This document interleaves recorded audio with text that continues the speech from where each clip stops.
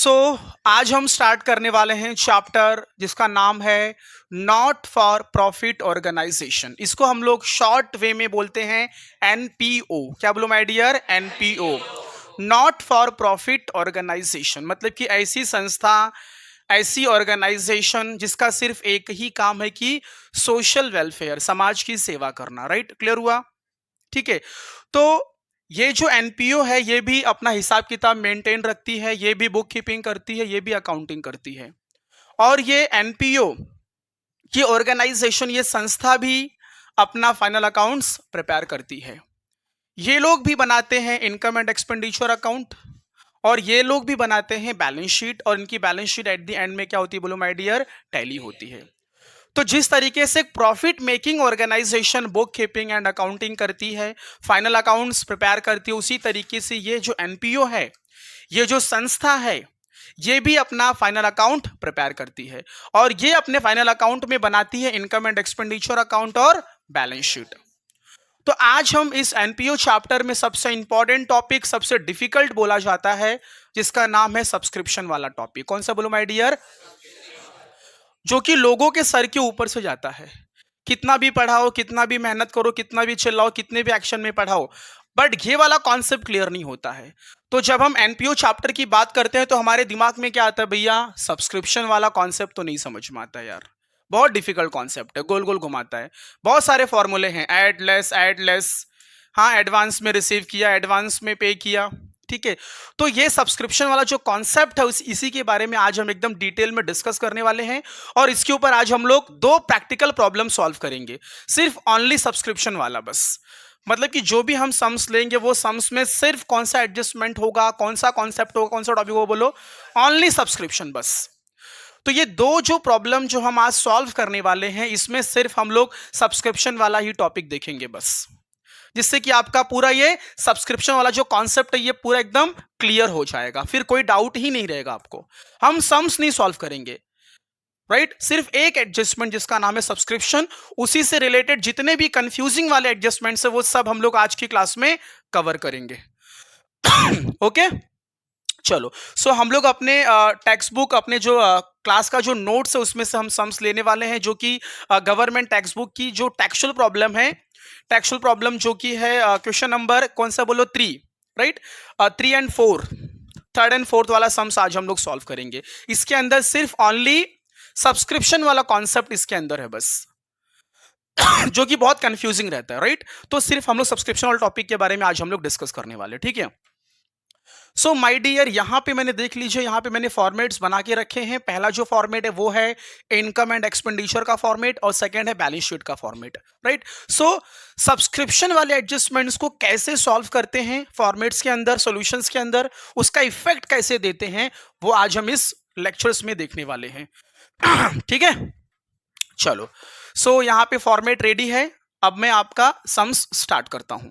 सबको पता है ना व्हाट इज सब्सक्रिप्शन। मैंने वो थियरी लेक्चर्स में मैंने आपको क्लियर किया था कि भैया एनपीओ चैप्टर में कौन कौन से टर्म्स यूज किए जाते हैं, उसकी बेसिक टर्मिनोलॉजी वाले कॉन्सेप्ट वाले लेक्चर्स मैंने ऑलरेडी मैंने ले लिए हैं, राइट? तो आज हम सिर्फ सब्सक्रिप्शन के बारे में डिस्कस, सब्सक्रिप्शन वाले एडजस्टमेंट्स के बारे में आज हम सिर्फ डिस्कस करेंगे।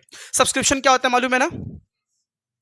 एनपीओ के जो भी मेंबर्स होते हैं वो मेंबर्स को एनपीओ को रेगुलर मैनर में, पेरियोडिकली, या फिर उनका जो भी टाइम ड्यूरेशन रहेगा उसके अकॉर्डिंग हर एक मेंबर को, एनपीओ को सब्सक्रिप्शन एक फिक्स्ड अमाउंट पे करना पड़ता है रेगुलरली। तो जो एक फिक्स्ड अमाउंट रेगुलरली एनपीओ को अपने मेंबर लोगों से रिसीव होती है, उसे हम लोग क्या बोलते हैं?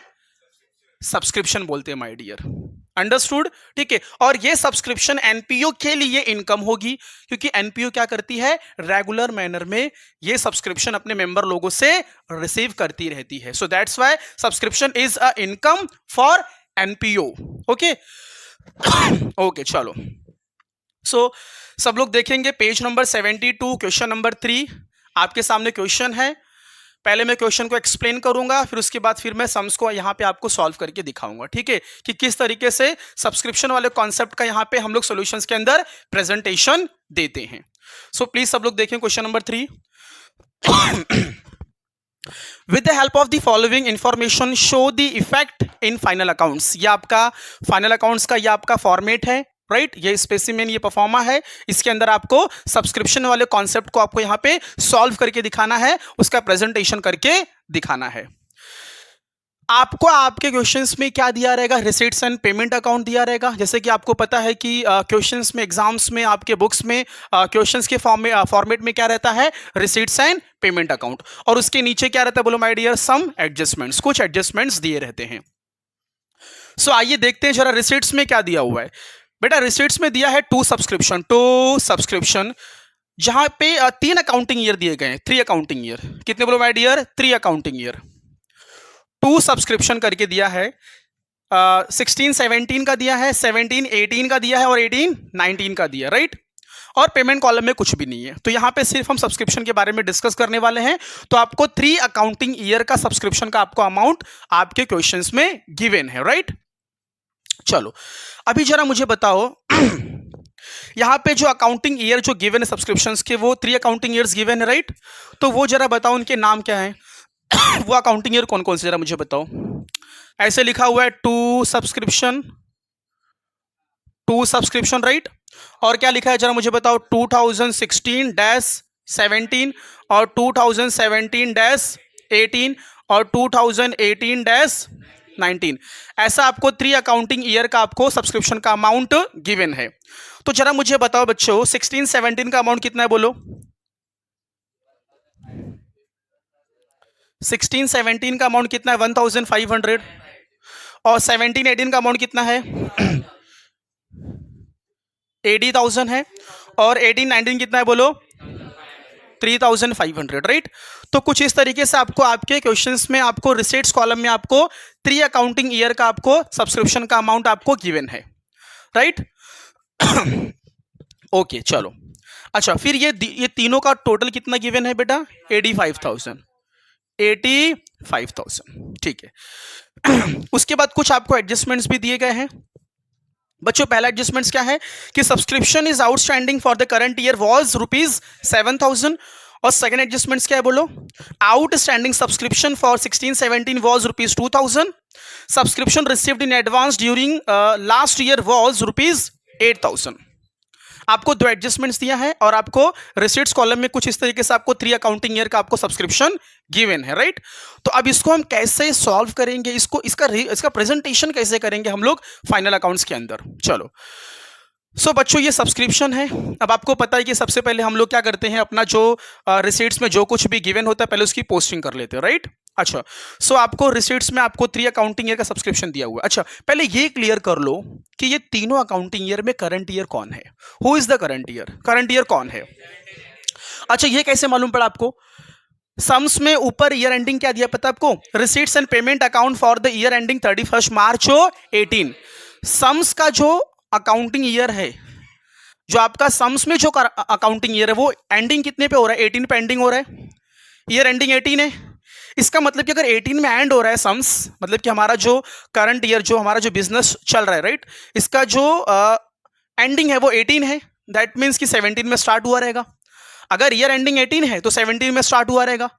सो इसका मतलब कि माय डियर, मुझे कैसे मालूम पड़ा, रिसीट्स एंड पेमेंट अकाउंट के ऊपर जो आपको एंडिंग का जो डेट गिवन है देखो ना 31 मार्च 18, उससे मुझे क्लियर हुआ कि ये हमारा अगर 18 एंडिंग है तो स्टार्ट कब हुआ रहेगा, 17 में। दैट मीन्स कि मेरा जो अकाउंटिंग ईयर है जो करंट ईयर का, वो 17 में स्टार्ट हुआ रहेगा और एंडिंग में खत्म हुआ रहेगा, 18 में खत्म हुआ रहेगा, राइट। तो करंट ईयर बोलो क्या होगा, बोलो माय डियर, करंट ईयर क्या होगा बोलो 17-18 इज योर करंट ईयर। ये आपका 17-18 करंट ईयर होगा। कैसे मालूम पड़ा ना, क्योंकि तुम्हारा रिसीट्स एंड पेमेंट कभी खत्म हो रहा है, 18 में खत्म हो रहा है, तो स्टार्ट कब हुआ रहेगा, 17 में। तो 17 and 18 is your current year, understood.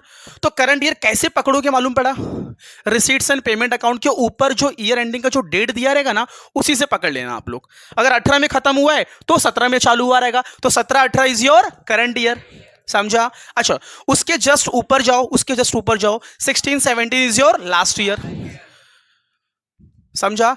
तो करंट ईयर के ऊपर पीछे जो ईयर होगा उसे बोलते हैं लास्ट ईयर, और 17-18 आपका करंट है, ठीक है। तो इसके आगे क्या होगा फिर आपका नेक्स्ट ईयर।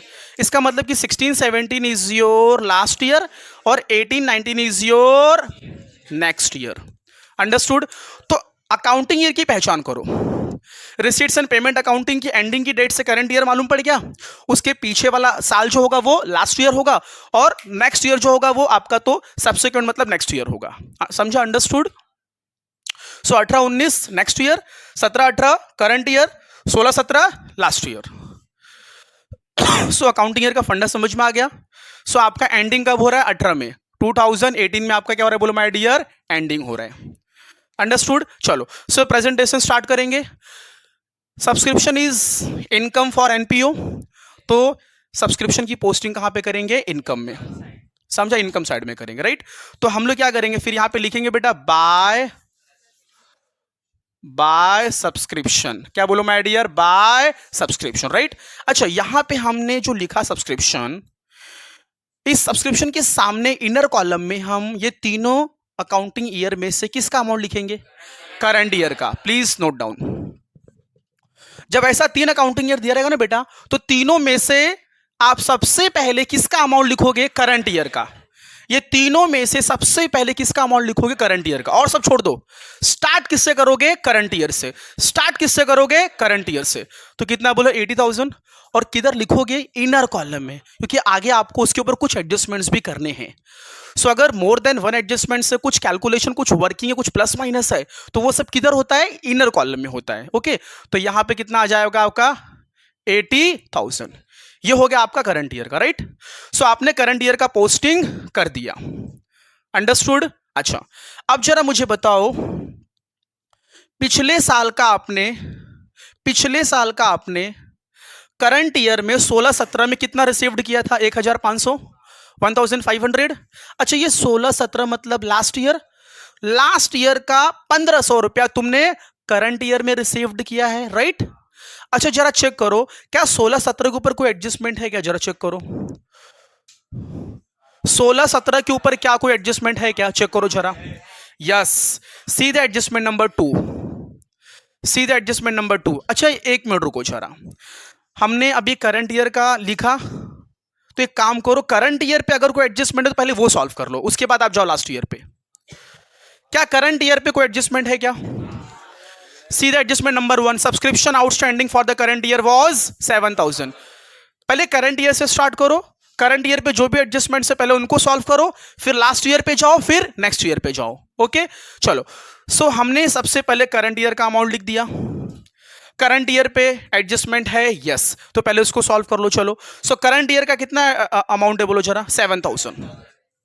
सो बच्चों, यहां पे देखो एक टेबल मैंने बना के रखा है, मैंने यहां पे देखो टेबल बना के रखा है, आउटस्टैंडिंग, प्रीपेड, और ये करंट ईयर और ये लास्ट ईयर। सो बच्चों, अगर करंट ईयर का आउटस्टैंडिंग है तो ऐड करोगे, और अगर करंट ईयर का प्रीपेड है तो माइनस करोगे। अच्छा, लास्ट ईयर का आउटस्टैंडिंग है तो माइनस करोगे, और लास्ट ईयर का प्रीपेड है तो प्लस करोगे।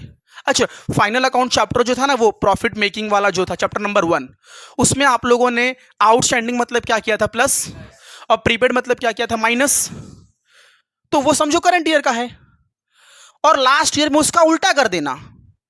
अगर करंट ईयर में आउटस्टैंडिंग प्लस है तो लास्ट ईयर में आउटस्टैंडिंग क्या होगा? माइनस। अगर करंट ईयर में प्रीपेड माइनस है तो लास्ट ईयर में प्रीपेड क्या होगा? प्लस होगा। तो आपने चैप्टर नंबर 1 में जो किया था ना एडजस्टमेंट्स प्लस माइनस वाला, लास्ट ईयर में जस्ट उसका उल्टा कर देना बस। अंडरस्टूड? तो करंट ईयर का आउटस्टैंडिंग क्या होगा बोलो माय डियर? ऐड होगा। तो क्या करेंगे? ऐड करेंगे बेटा, ऐड आउटस्टैंडिंग सब्सक्रिप्शन। अच्छा, करंट ईयर मतलब 17-18, तो ब्रैकेट में आप लिख सकते हो 17-18। अच्छा, कितना आउटस्टैंडिंग है? 7,000। तो बच्चों यहां पे क्या लिख देंगे हम लोग? 7,000। अब आपको पता होना चाहिए कि करंट ईयर का 2 इफेक्ट होता है, करंट ईयर का 2 इफेक्ट होता है। पहला ऐड कर दिया। अच्छा, ये सब्सक्रिप्शन मुझे आने वाला है, ये क्या अभी आया है? क्या आने वाला है? तो अगर मुझे फंड कहीं से आने वाला है तो मेरे लिए वो मेरी क्या होगी? प्रॉपर्टी। मेरे लिए वो मेरी क्या होगी? एसेट्स। तो कहां पे शो करेंगे? एसेट्स में। तो क्या लिखेंगे? Outstanding subscription. ओके, अच्छा, कब का? करंट ईयर का है, तो करंट ईयर क्या 17-18 है? 17-18 कितना बोलो my dear? 7,000। So first effect add कर दो, second effect balance sheet on asset side, खत्म। अंडरस्टूड? So very simple. सबसे पहले करंट ईयर का सब्सक्रिप्शन लिखो, लिख दिया। ये तीनों में से जो करंट ईयर वाला है पहले वो लिखो, वहीं से स्टार्ट करो, लिख दिया। फिर उस करंट ईयर से रिलेटेड अगर कोई एडजस्टमेंट हो तो पहले वो सॉल्व कर दो। तो एडजस्टमेंट नंबर 1 उस करंट ईयर से ही रिलेटेड था, तो पहला इफेक्ट ऐड कर दिया। और दूसरा इफेक्ट आने वाला है, तो balance sheet on asset side. कोई डाउट है बेटे लोग? क्लियर हो गया? एक करंट ईयर का जो था उससे रिलेटेड जो भी थे सब एडजस्टमेंट सॉल्व कर दिया। अब जाओ पिछले साल 16-17 में, लास्ट ईयर 16-17, लास्ट ईयर 16-17। अच्छा 16-17 में कितना दिख रहा है आपको? 1500। ये 16-17 मतलब लास्ट ईयर ना, तो पिछले साल का अभी ये साल में करंट ईयर में 1500 रुपये आ गया है। अब इस पे जरा चेक करो, क्या कोई एडजस्टमेंट है क्या? जरा चेक करो क्या है, बोलो। Outstanding subscription for 16-17 was ₹2000। ये बच्चा 16-17 का आउटस्टैंडिंग कितना था? 2000। पिछले साल का 2000 रुपया आना बाकी था, अभी का नहीं, पिछले साल का। पिछले साल का ही 2000 बाकी था। अपने आप को पिछले साल में खड़ा करो, स्टैंड करो और सोचो कि पिछले साल में आउटस्टैंडिंग 2000 रुपया था। पिछले साल में आउटस्टैंडिंग 2000 रुपया था, ठीक है, लास्ट ईयर का। अब वो 2000 में से करंट ईयर में पिछले साल का कितना आ गया है? 1500। ये देखो ना, 16-17 मतलब लास्ट ईयर ना बेटा, 16-17 मतलब लास्ट ईयर। तो पिछले साल का 2000 आना था, पिछले साल का 2000 आना था, पिछले साल का 16-17 का 1500 आ गया। तो भाई पिछले साल का मैं करंट ईयर के फाइनल अकाउंट में क्यों उसको शो करूं? जो आ गया वो शो नहीं करूंगा, क्योंकि पिछले साल की चीज वो पिछले साल के फाइनल अकाउंट में रिफ्लेक्ट होगी, उसका प्रेजेंटेशन वहां जाएगा।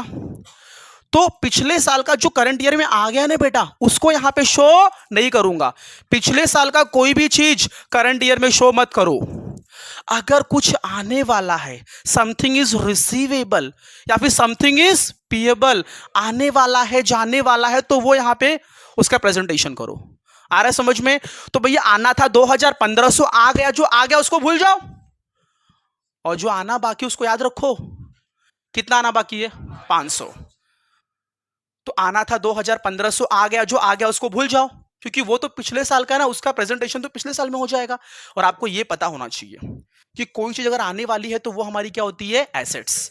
क्या होती है बोलो माय डियर? एसेट्स। तो कितना आना बाकी है? 500। समझा? तो वो एसेट्स में शो करेंगे। अंडरस्टूड? सो बैलेंस शीट के एसेट्स में जाएंगे और लिखेंगे आउटस्टैंडिंग सब्सक्रिप्शन। आउटस्टैंडिंग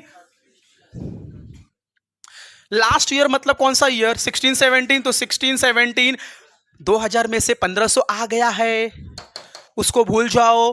कितना आना बाकी है? 500, उसको शो कर दो 500।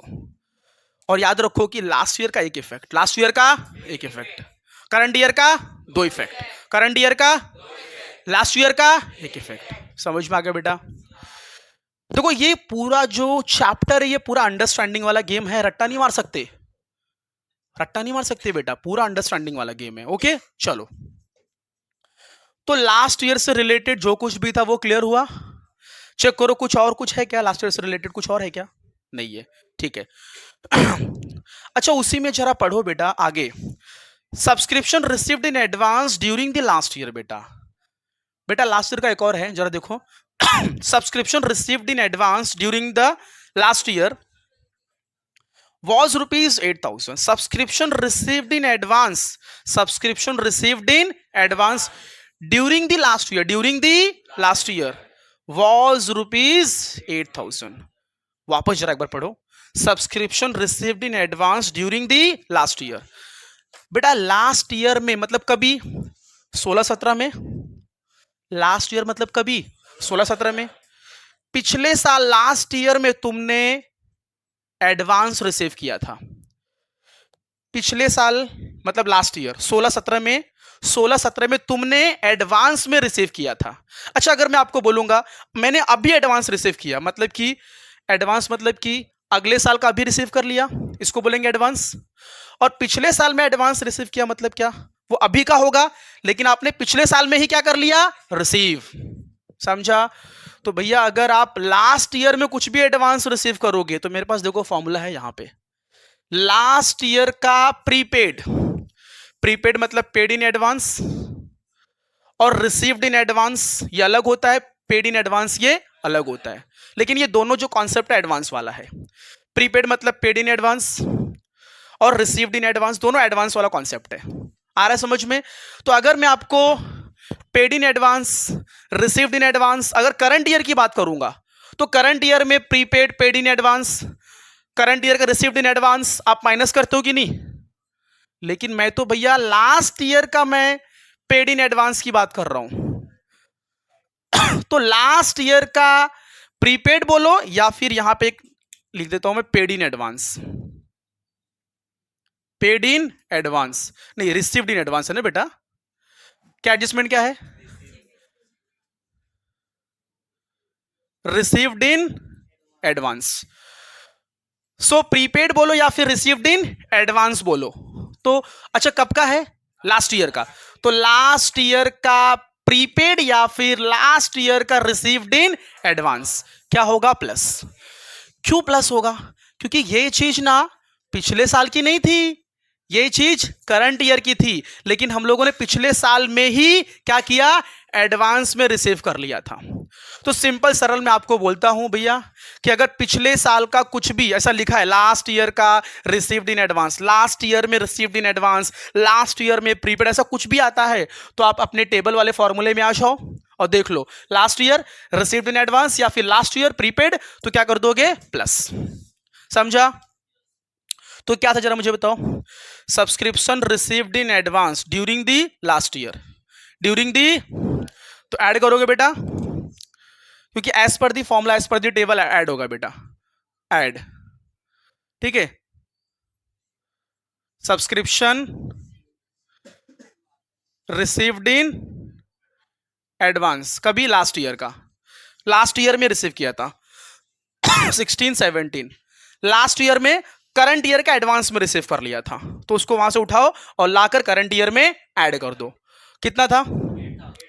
8,000। तो यहां पे कितना आएगा बेटा बोलो? 8,000। Only one effect, last year वाला कोई भी कॉन्सेप्ट आया ओनली वन इफेक्ट। अंडरस्टूड? और करंट ईयर टू इफेक्ट्स। ये लास्ट ईयर का दो इफेक्ट हो सकता है लेकिन वो समझना पड़ेगा। जब ऐसा आता ना इंक्लूड कि हाँ इसमें इतना इंक्लूड है तो वो निकालो और सेकंड इफेक्ट शो करो, वो जब आएगा देख लेंगे हम लोग। ठीक है, बट इतना कॉन्सेप्ट दिमाग में रखो कि लास्ट ईयर आया मतलब ओनली वन इफेक्ट और current year two effect. Understood? तो एक इफेक्ट दे दिया और मैं ये टेबल के हिसाब से कर रहा हूं बेटा, हाँ एज पर दी फॉर्मूला। चलो अब बताओ और क्या बचा है? सारे दोनों एडजस्टमेंट्स हो गए, ये करंट ईयर वाला कॉन्सेप्ट भी हो गया, लास्ट ईयर वाला कॉन्सेप्ट भी हो गया, अब एक बचा है बस 18-19 वाला, नेक्स्ट ईयर। बेटा नेक्स्ट ईयर 18-19 वाला। अब बचा ये 18-19 का कितना अमाउंट दिया है? 3,500, 3,500। अच्छा ये जो 18-19 है ये तो नेक्स्ट ईयर है ना, नेक्स्ट ईयर का अमाउंट है, लेकिन ये चीज करंट ईयर के रिसीट्स में आपको दिख रहा है कि नहीं? ये जो लिखा ना ये तुम्हारे क्वेश्चंस में कहां पे लिखा रहेगा? रिसीट्स कॉलम में। और रिसीट्स मतलब कि पैसा तुम्हारे पास आया, राइट? लेकिन भैया ये तो 18-19 ये तो नेक्स्ट ईयर है ना, तो अगले साल का पैसा तुमने करंट ईयर में ले लिया, नेक्स्ट ईयर का पैसा तुमने करंट ईयर में ले लिया, इसको बोलेंगे रिसीव्ड इन एडवांस। तो भैया 18-19 तो आपका नेक्स्ट ईयर है और तुमने 18-19 का पैसा, अगले साल का पैसा तुमने अभी इसी साल तुमने रिसीट्स कॉलम में लिख के रखा है, और रिसीट्स कॉलम में लिख के रखा मतलब तुमने रिसीव्ड कर लिया है और वो अगले साल का पैसा है, तो इसे क्या बोलेंगे? Subscription received in advance for the current year, for the current year. नहीं समझ पा रहे हो? 18-19 मतलब नेक्स्ट ईयर, तो नेक्स्ट ईयर का पैसा तुमने अभी करंट ईयर में रिसीट्स कर लिया। रिसीट्स मतलब कि रिसीव्ड कॉलम में है कि नहीं? है रिसीट्स कॉलम में लिखा है कि नहीं? मतलब तुमने रिसीव्ड कर लिया, तो अगले साल का पैसा अभी क्यों ले लिया?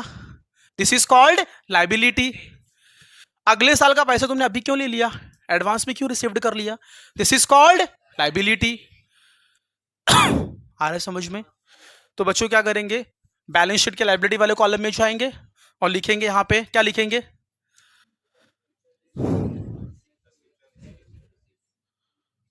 सब्सक्रिप्शन रिसीव्ड इन